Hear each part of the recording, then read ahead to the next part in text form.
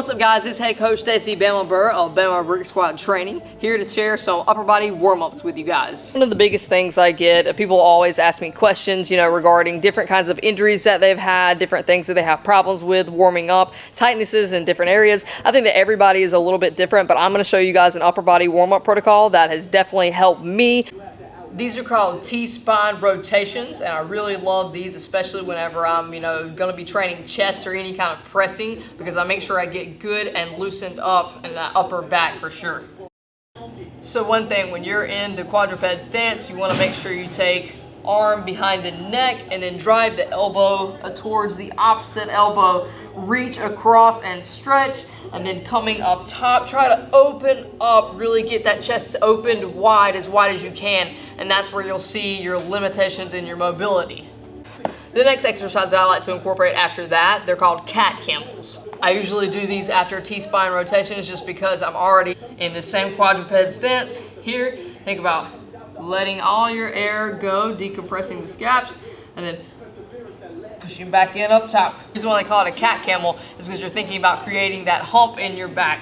Think about creating that hump in your back and then let it out, decompress, and then push out hard.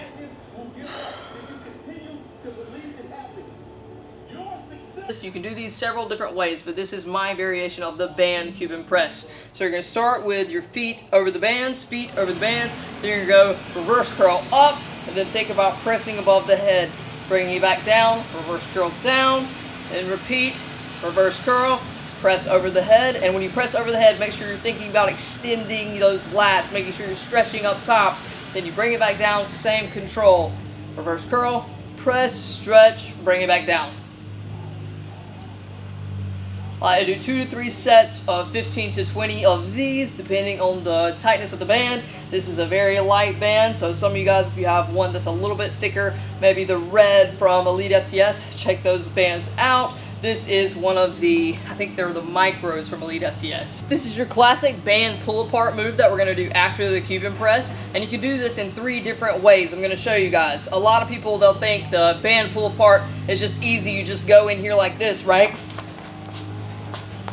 Wrong. The band pull apart is a very, very effective exercise, but you have to do it intentionally to make sure you execute it properly. So you can think about pulling that band tight and retracting those shoulder blades back, retracting hard, and really think about creating that tension, not just moving and flailing your arms. Think about creating that contraction. Pull it hard into yourself. Think about if this was a bench press, you're spreading the bar apart and pulling that bar to your chest, right?